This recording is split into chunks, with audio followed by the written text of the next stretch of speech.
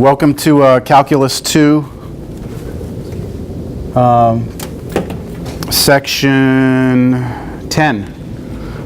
How's it going, Rodney? Good. This is our attendance sheet, and I'm supposed to be keeping track of attendance. If you ask any of my Cal 1 students, I never really did this, but this semester I'm going to try to, because they want to know if a student winds up with an F in the class, they want to know the last day that that student was in the class. And the only way I'm ever going to be able to do that is if I take attendance every day. So that's the state, I think, is asking for that information. So I'm going to try and remember every day to pass this out and have you initial, but I would appreciate your help doing that. You know, hey, you didn't pass the attendance sheet around. It's your responsibility, though, to make sure you initial. If you come in late or something, say, hey, where's the sign-in sheet, okay? But today you don't have to. I checked you off. All right, how many of you do not know how to get into your ACES account, do not know how to get into your email through ACES? Anyone have any issues with ACES? Let's see. You must be Aaron? Sir. Yes? Okay. All right, so everyone can get to their ACES account. I'm going to go ahead and log into ACES and show you. We kind of have a course, a website, if you want to call it a website. It's not truly a website because you can't get to it from anywhere in the world. It's not public, I should say. But it's our learning management system for Northwest Vista College. So what you'll do is once you log into ACES, click on My Courses. Make sure you have Spring 2013 selected. Go to Calculus 2. And you might get a pop-up blocker here. All you have to do is allow that pop-up to, or that site to be on your preferred list. And then you come in here. And this is our class kind of place where I'm going to put everything. Now, I would ask you if you've looked at this yet, but I don't have to ask you because I can actually go and look at every student and see if you've actually done it or not. So it looks like a fair amount of you have actually logged into this and taken a look, right? That's like Big Brother right there for you. So if you know, if in like 2 weeks you're like, hey, where's the syllabus, you know, or something like that, you know, I'll obviously be able to tell you. You never went and looked for it, right? Because you were never here. So this is the place, though, where you will have the syllabus for the class, right? I'm not going to hand you a hard copy of a syllabus. The schedule for the class, what sections we're going to cover, is here. Later on, I'll put grades up here. And then I'm going to post announcements. Let me show you real quick what the announcements are like. Right now, the first announcement I put up here is about setting up Canvas. This is called Canvas. What we're looking at is called Canvas. And you can actually go in here and add some settings up here. And what you can do is, like, you can have it where if I post something like a new announcement, or if I, let's say I put a file out there for an exam review or solutions to something, you can get notified. And you can actually, in settings, put your like Gmail account there or Yahoo account, or you can put your cell phone and have it text you. It's all up to you, but you've got to get that all configured. And so I did a short little video on how to configure things. All right, so you can look at that. That's one of the first announcements. And then class video lectures. I'll be bringing this camera to class every day. I'll be videotaping everything I do on the board. So you'll have access to those videos. Probably within 24 hours they'll be up on the web. And this is a little instructional video of showing you where to go find them, because they're kind of hidden. You gotta kind of dig for them a little bit. So that video shows you how to get there. All right? Now, that's not a substitute for you being in class. You still need to be here. And I can always tell on my videos that are out there, I can tell how many people watched it, your IP address, all that stuff, you know, how long you watched it for, and things like that. So that's announcements. We have a discussion board There's nothing here, I don't think, for discussions, but if you want to start a discussion for this class, get a group of people talking about a problem, you know, I have no problems with that, as long as it's not like a take-home exam problem. You know, everything else, quizzes and exam problems you can't talk about, but everything else is fair game. You can talk about anything. And there's ways that you can, you know, scan something, attach it. You can even do a video of yourself on your webcam talking through something. There's all sorts of stuff you can do in there, all right? But that's our little public kind of back and forth place. And then there's people here if you want to try and contact one of your classmates, and you know, you can just kind of get their email address from here if you want, email them. Just make sure y'all aren't like stalking each other or anything crazy. Files, this is important because when I do post some, when I come into class and I tell you, hey, I'm going to throw the answers to that up there, this is where it'll be, under files. And I would just check that periodically, because a lot of times I'll throw stuff out there and I won't even tell you it's out there. Like, I'll give you a quiz and then like I'll put the solutions to the quiz up there. You know what I'm saying? Like the day before it's due, I'll throw a solution to maybe one of the problems. And then people are like, man, did you know he put that out there? No, I had no idea. Well, you need to be coming in here and kind of just keeping up to date with things. That make sense? Okay, I'm not trying to overload you here with technology. For those of you who had me for Cal 1, you remember the good old CDF video lectures? This break was way too good. I didn't have any time to do that stuff. I will be doing animations in class, but it won't be like it was last semester. I apologize, but at least I'm recording the lectures. If you want to email someone from here, it's a little bit weird, because I would think there would be just a button over here that says email, right? You actually have to go to your inbox. And the inbox in this system is actually pretty cool, I think, because after it loads, you'll see this. It allows you to, it organizes everything. So if you have a conversation going on with they call them conversations, not emails.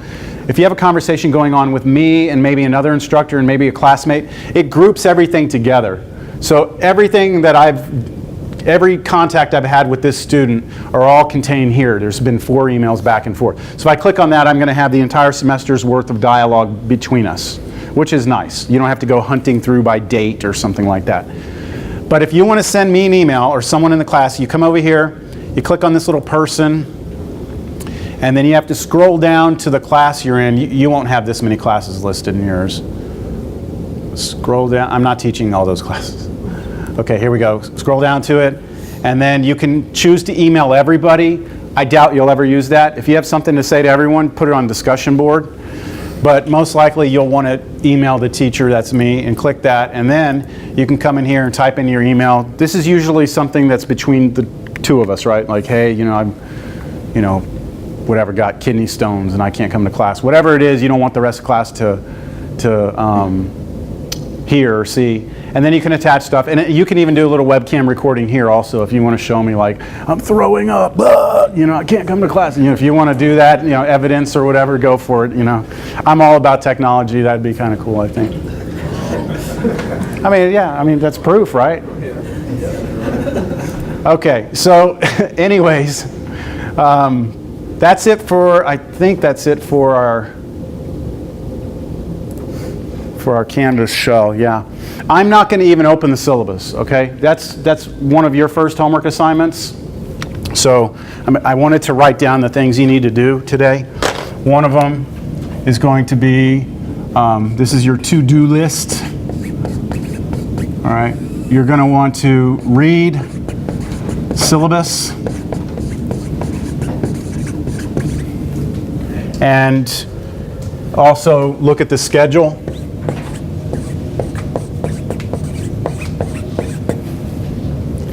And I will have probably something next class or the one after where I pass around a slip that says, like, I read the syllabus, I understand the requirements of this course, and you sign and date it.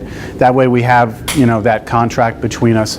Your expectations of me are laid out there, my expectations for you are laid out there. So I don't want to waste time, you can read, all right? Any questions on this side or anything so far? No? Okay.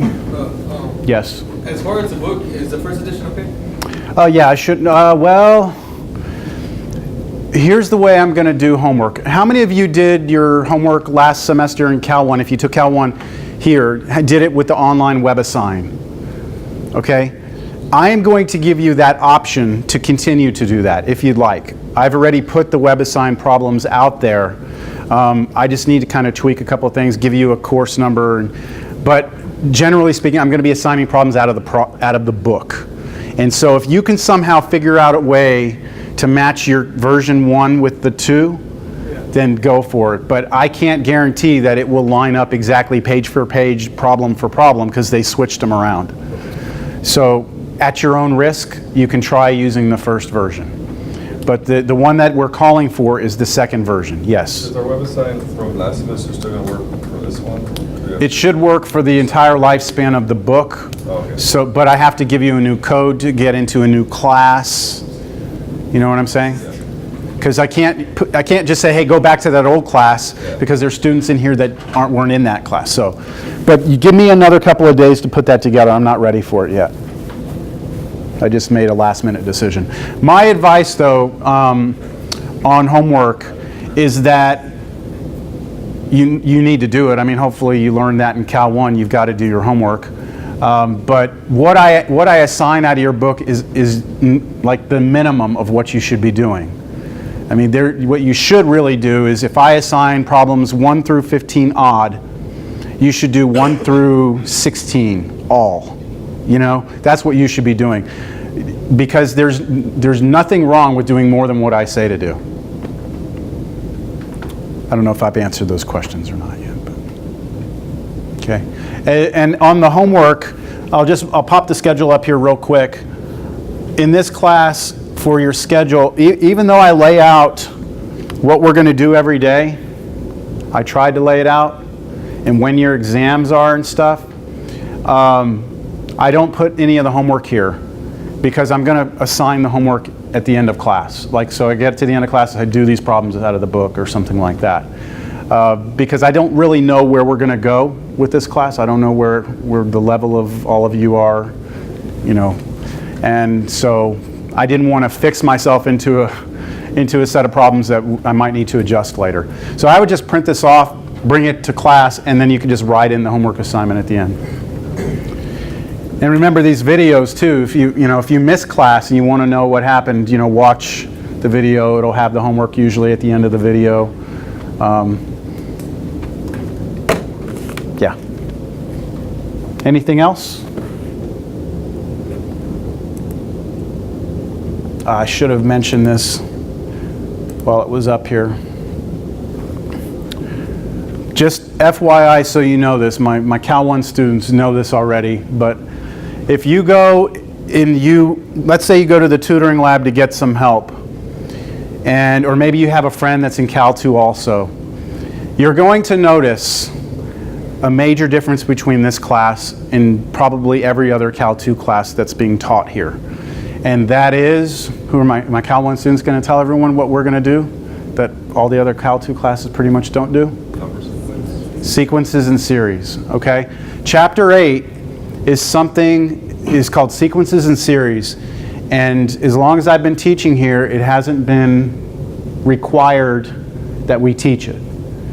And I am not a believer in that at all, because when I took Cal 2, this was a third of our semester, and it is a bitch of a section, but it's great math, it's powerful math, and it's absolutely essential, I think, if you're going to move on. So to not show you sequences and series is almost, it's tragic, okay, to me. So we will cover chapter 8, which means that a little bit of everything above is going to be a little bit more like we're looking at this as like a survey course. We are going to go through chapter 5, talk about integration, talk about techniques of integration, how we can apply this stuff. We're not going to get into the hardest, deepest cracks of what each of these topics is. We're just going to get you acquainted with them, okay? That's what we're going to do. And that will allow us to get into chapter 8 and do the same thing. So I'm more about, let's expose you to everything and give you, the middle of the road sort of problems, as opposed to let's just look at this part of calculus, this part of Cal 2, and really drill it in.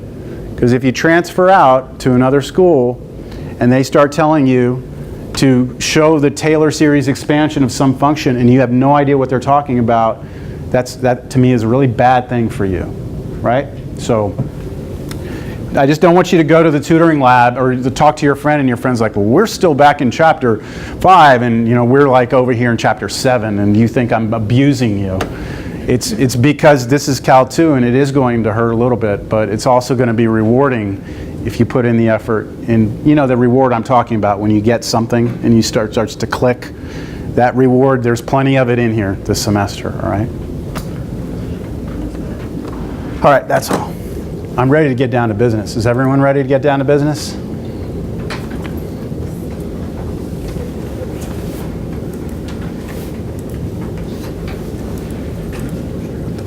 Can't tell what I'm doing over there. Oh, I'm adding. I can't see my whole thing. You know what? I'll do it this way. I'll just turn that damn thing off. All right.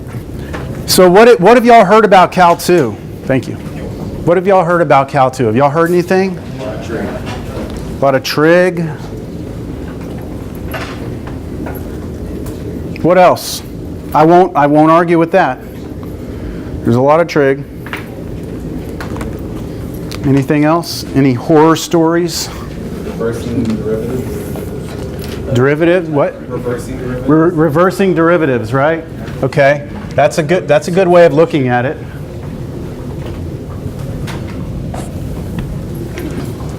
Have y'all heard that it's harder than Cal 1 or easier? What have you heard? The hardest calculus. You've heard it's the hardest one? Even harder than Cal 3.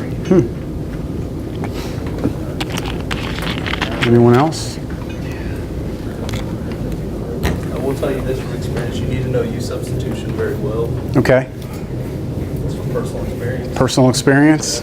Are you implying that you've seen some of this before? Yes. Okay. Well, good. I'm glad that you're at least man up enough to say that. Because there might be, and I would never ask anyone to say, hey, how many of you didn't pass Cal 2 and are here for the second time? I'd never do that. But there's nothing wrong with having to see this stuff twice. There's nothing wrong with it. And so if you just barely passed Cal 1, you just like scratched your way through, you're going to be climbing a hill here, a big hill. So, but it's possible. Okay? And I don't want you to feel like you're already behind the 8 ball here. You just have to be up to this challenge. It's going to require a lot of effort on your part on the outside because Cal 1 was a lot of mechanical stuff, right? Chain rule. Outer function, go inside, derivative of that, go inside, and you just kind of, and it was very, very much formulas. You'd have product rule, right? Derivative of this times this, quotient rule. In it, the Cal 2 is all backwards of that, and it's a lot of tricks and a lot of intuition. And that's something you can't really teach. I can demonstrate it, but I'll be doing problems and I'll be looking at the class and say, okay, what do I do now? And there will be a student or a few of you that it's just there. It's just clicking. And I'll ask them, how do you see that? And they'll be like, I don't know, I just see it. Why don't you see it? I don't know, I don't see it. Well, I mean, that's the way this is. It's just, you're either going to see it or it's not. It's going to be the light bulb's going to go on or it's not. But you can't give up when it doesn't. You just got to keep plugging away at it. All right, we'll have plenty of time to talk about how much we enjoy this. All right, I need you to demonstrate to me, hopefully this first day, that you have the ability to ask me to stop and explain something, all right? Because I'm going to start, I'm going to get into something, and I want to make sure that you're not afraid to go, hey, wait, hold up, what did you do there? What's that all about? Because if you have that question, I'm sure someone else does, right? You've heard that 100 times? All right, here's a question that I would like for you to ponder while I do something on my computer real quick. Let's take a circle, the area of a circle. That's the way we're going to start Cal 2. We're going to talk about the area of a circle. And I want to approach it this way because this is when you look at like historically the way math developed. This was one of the huge problems for a long time, is how do we determine the area of a circle?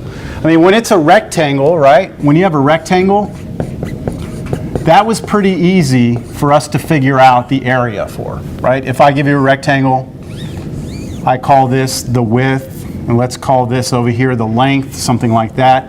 Then the area is defined to be length times width, right? We're all happy with that? So rectangles, pretty easy to determine what the area is. But for a circle, what's the area? Well, we know it because someone gave us a formula, didn't they?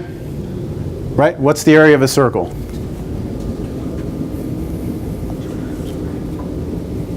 Uh-oh.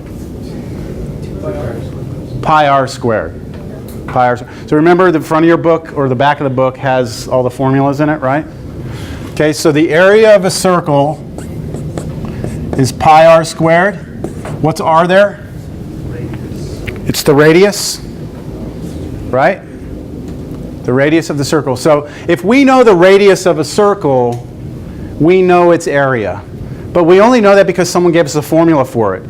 And before that formula existed, how did they determine the area of a circle?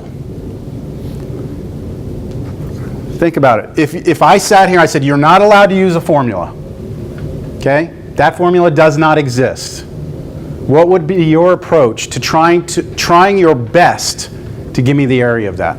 Think about it for a second.